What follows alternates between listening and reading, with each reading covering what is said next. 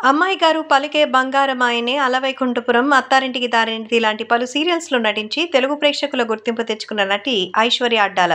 పలు సినిమాల్లో కూడా ఆమె మంచి క్యారెక్టర్ ఆర్టిస్ట్‌గా నటించారు.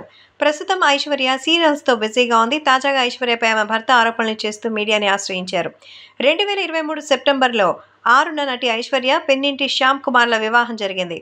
కాపు మ్యాట్రిమోనీ ద్వారా వీరి వివాహం కుదిరింది. పెళ్లైన నెల రోజుల ఐశ్వర్య అక్రమ సంబంధం బయటపడింది. హైదరాబాద్కు చెందిన రియల్టర్తో వివాహేతర సంబంధం పెట్టుకుని తనని బెదిరిస్తోంది అంటూ భర్త శ్యామ్ ఆరోపణలు చేశారు. అంతేకాకుండా పెళ్లైన తర్వాత 25 లక్షలు కాజేసి విడాకులు కావాలని, తనని తన తల్లిదండ్రులని మానసిక ఇబ్బందులకి గురిచేసి ఆవేదన వ్యక్తం చేశారు శ్యామ్. తనకు న్యాయం చేయాలని బాధిత భర్త పెన్నింటి శ్యామ్ కుమార్ మీడియాని ఆశ్రయించారు.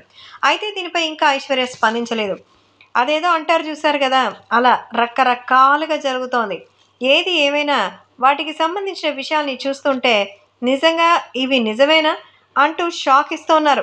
ప్రస్తుతం వీటికి సంబంధించిన విషయాలు చూస్తుంటే రాబోయే రోజుల్లో అసలు ఏం జరుగుతోంది, అసలు నిజంగానే ఆడవాళ్ళని చిత్రహింసలకి గురి చేసేటువంటి విషయాల్లో మగవాళ్ళ గురించి చెప్తూ ఉంటారు. కానీ ఇక్కడ రెండు ప్యారలర్గా కూడా జరుగుతోందని తాజాగా ఈ సీరియల్ నటి అయితే నిరూపిస్తోంది. సీరియల్స్లో ఎంతో ప్రేమగా, మరి ఎంతో బాధలు భరించే వ్యక్తిగా కనిపించే ఈమె ప్రస్తుతం ఒక భర్తని, అంటే కట్టుకున్నటువంటి భర్తని ఇలా టార్చర్ చేస్తూ, డబ్బుల కోసం వేధిస్తూ మరొకరితో అలా అక్రమ సంబంధం పెట్టుకుందన్న విషయం తెలిసి నలుగురు ఎన్నో రకాలుగా అయితే మాట్లాడుతున్నారు.